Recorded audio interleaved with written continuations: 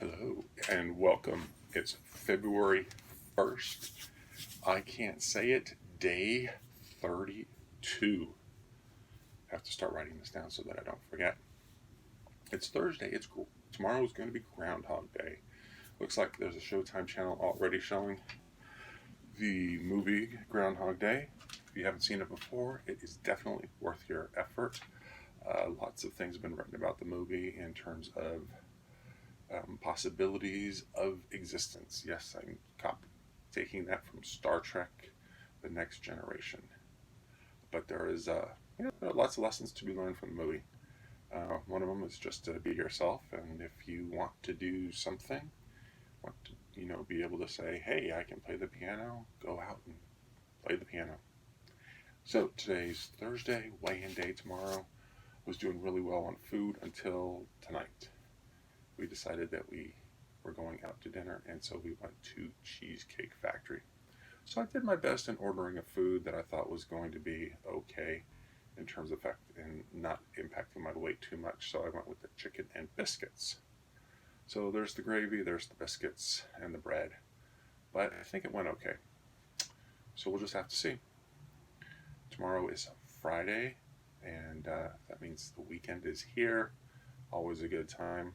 We're still working on cleaning up the little house around here. Needs to be done. We're considering the possibility of tearing it down, so you just never know. Anyway, it's time for bed.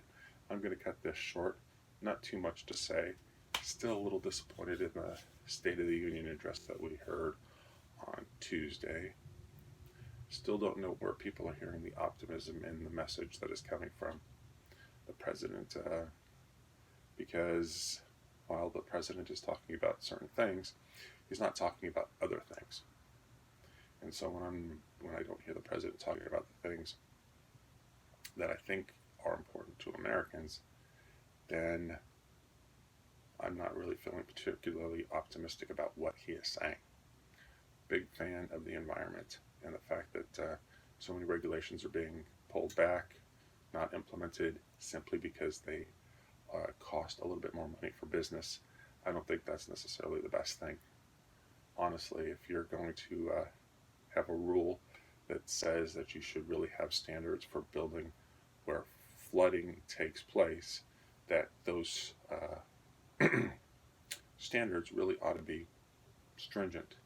Because honestly, who wants to build where there's flooding taking place? I understand people live there now, but if you're making new buildings, you really got to have some high standards, because look at all the money that we spend fixing the houses for all the people who live in these flood-prone areas. It seems like a waste of money that our effort should be towards putting people in a safe place to live, not in a place that's prone to danger. Yes, I know we're in California, we're prone to earthquakes, but those sorts of things we really have no control over. But we do have some control over where people live if they're living in floodplains or they're living near rivers. Rivers do flood, it rains, it floods. So predictability is a little bit easier there than it is to say with an earthquake. It's not. I don't know how it would work. You can't build near a fault zone. That just seems kind of weird, because the inherent danger in earthquakes is not really along the fault lines. It's the whole ground area that's shaking. So what are we saying? That everybody should move out of California? Well, now we have earthquakes in Oklahoma and New York and other areas where fracking seems to be taking place. So that's another quirky thing to think about. Anyway, so yeah, still disappointed by that. I'm not sure that there's anything else to say today. Shaved off the beard because we have a presentation tomorrow, two of them actually, on the 401k plan. So I wanted to at least make myself look more presentable. So we'll see how that goes. Okay, well, nothing more to say tonight other than I wish you a pleasant Friday. Hope you have a good weekend, and I will talk to you tomorrow.